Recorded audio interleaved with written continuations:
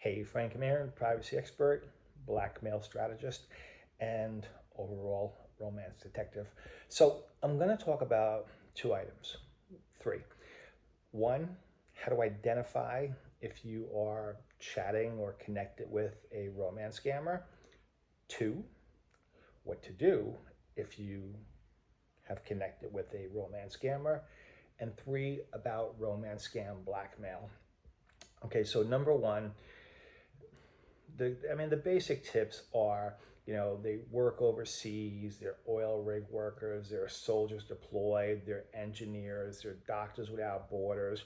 The idea is to be in a far off place so you never meet, and it gives them a reason to never meet. Okay, the other thing, and the most important thing, is you never have a live video with them. You never see their face, you never hear them speaking, you never, that just doesn't exist, where they try to keep it digital in the sense of texting or on, a digital app like Instagram or Facebook. And it's just you two texting back and forth. If you are in a so-called relationship with someone and it's only texting, more than likely 99.9% it is a romance scam. As simple as that. Because you have not identified if the person is real or if the person is the person in the photos. So you're just in love with a photo. That's the problem. To make sure and ensure that the individual is actually who they claim to be, you need to have like a 5-minute video where you can see their face, their eyes blink, their mouth move, them breathe. You can ask them direct questions. If they refuse or if they make an excuse, let's see, oil rig workers will tell you that they're on a ship or a station and it will blow up. It's ridiculous, okay? Or they're in a service area, or they have a government contract, engineers will claim, and there's no video on the phone. There's also internet cafes you can go to. They make excuses to avoid having a video. If you're involved with someone and they make an excuse to have a video, they are a romance scammer.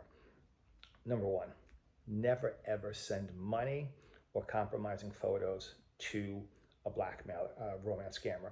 Number one, if you send money, you'll never get it back. As simple as that. Number two, if you send photos, it could evolve into romance scam, into a blackmail, which I'll explain shortly. How to get rid of them? You just block them on everything. You turn all your social media private. Sometimes you might have to change your mobile number if they have your mobile number, because they'll hit you up from different phone numbers.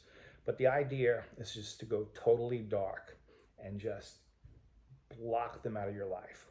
Bottom line, no matter what they say or anything. Remember, they're going to convince you that they're who they claim to be. Sometimes they try to trick you and they admit to being a romance scammer and they were forced to do it. And they just kind of play with your emotions and they try to keep the scam going that way. But say no and say goodbye. Don't even say goodbye, just block. Now, the dangers of romance scams is if they become intimate, digitally intimate that is, and victims sometimes send photos or videos that they shouldn't be sending. If you end the romance scam and you sent those types of photos or videos, you run the risk of them blackmailing you, and they become very aggressive. Now, often women are typically victims of romance scams. Also, a large majority are married women, and the blackmailer knows they're married and they learned everything about them, and it turns into a very heavy-duty situation. If you become a victim of romance scam blackmail, you really should consider professional help. My name is Frank M. Ahearn. I can help you, pose as you, prevent the exposure, and get rid of that dirt bag. So if you have any questions, reach out.